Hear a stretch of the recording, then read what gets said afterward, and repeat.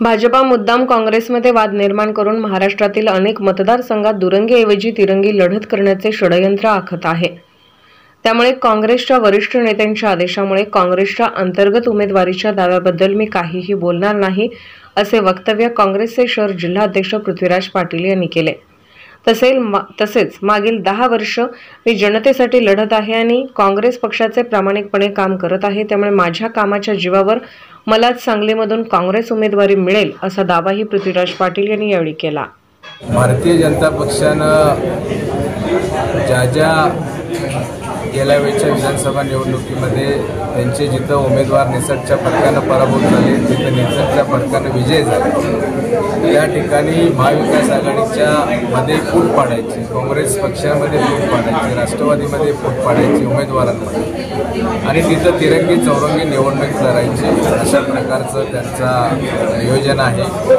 आणि त्यामुळं आम्ही त्यांच्या या षडयंत्राला बळी पडणार नाही आहे। आम्ही जागरूक आहोत, सावध आहोत, आणि त्यामुळं ह्यामध्ये कोणी काही मतं व्यक्त केली असतील तर मी आता नाही बोलणार। योग्य वेळेला योग्य ठिकाणी त्यावर बोलणं उचित होईल।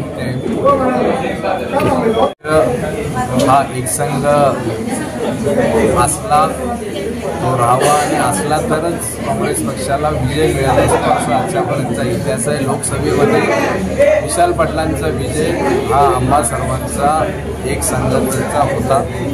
जनता त्यामुळे एक संघ झाली, कार्यकर्ते एक संघ झाले। त्यामुळं ह्या वादामध्ये न पडण्याचा आदेश मला आमचे नेते आमदार डॉक्टर विश्वजित कदम आणि राज्यातल्या वरिष्ठ नेत्यांकडून आलेला आहे। त्यामुळं जयश्री वहिनी ह्या आमच्या नेत्या आहेत, त्या निश्चितच आदरणीय आहेत।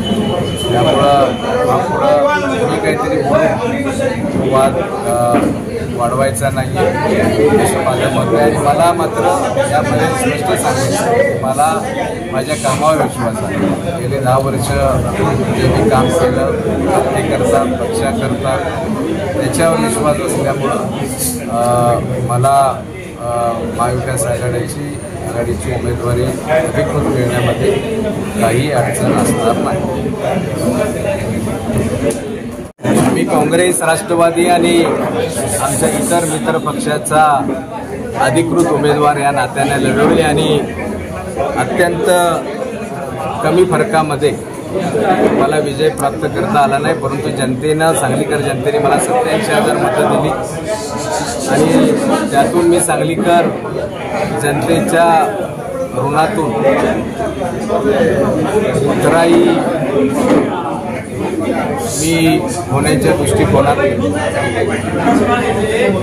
दुसऱ्या दिवशीपासून सांगलीकरांच्या सेवेत आहे।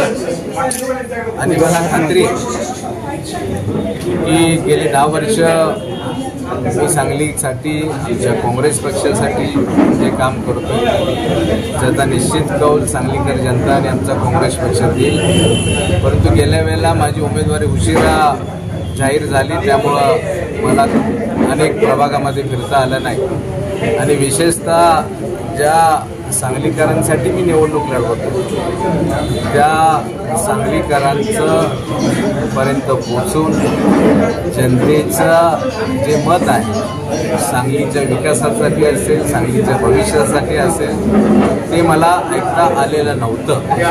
त्यामुळं मी स्वतः एक बोलण्यापेक्षा ऐकण्यावर जास्त भर देतो।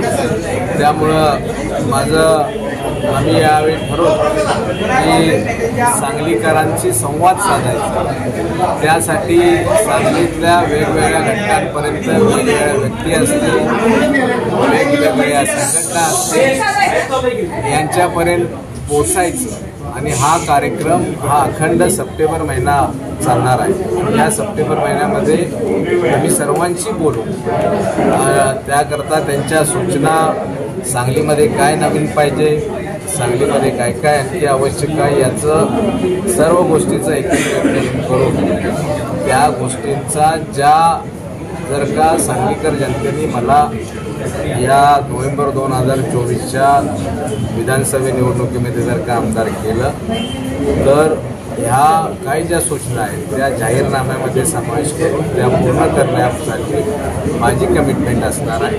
त्यासाठी हा उपक्रम आहे नंबर 1. दुसरा आहे की आमचे दिवंगत नेते माजी सरपंच महाराष्ट्राचे नेते माजी मंत्री डॉक्टर पतंगराव कदम साहेबांचं स्मारकाचं लोकार्पण आणि पुतळा अनावरण 5 सप्टेंबरला राहुलजी गांधी यांच्या हस्ते. आमचे अध्यक्ष मल्लिकार्जुन खरगे साहेब आहेत, पवार साहेब आहेत, उद्धवजी ठाकरे साहेब आहेत, सर्वच राज्यातून लोक तिथे येणार आहेत. त्यामुळं मला कदम साहेबांनी जी मला शिक्षण क्षेत्रामध्ये मला त्यांनी बोट धरून आणलं, राजकीय क्षेत्रामध्ये त्यांनी अत्यंत मला कायम मदत केली आणि कदम साहेबांना त्यांच्या ऋणातून आम्ही कधीच मुक्त होऊ शकणार नाही. परंतु एक त्यांचे माझ्या वडिलांचे त्यांचे आणि आमच्या कुटुंबाचे असणारे एक वेगळे ऋणानुबंध यातून माझं कर्तव्य बनतं की ह्या स्मारकाचा उद्घाटनासाठी मोठी शक्तीनं ताकदीनं त्या ठिकाणी आमचे काँग्रेस पक्षाचे सर्वच पदाधिकारी असतील, मंडलपासून सेलपासून जे कार्यकर्ते असतील आणि आम सर्व सांगलीकर नागरिकांना त्या ठिकाणी कार्यक्रमाला यावं यासाठी आमचं नियोजन सुरू आहे. मी या निमित्तानं तमाम सांगलीकर जनतेला आव्हान करेन की ह्या अत्यंत सुंदर अशा कार्यक्रमाकरता आपण त्या ठिकाणी उपस्थित राहावं असंही आव्हान मी करतोय. फोटो जवळ शब्द दिला आहे आणि तुम्हाला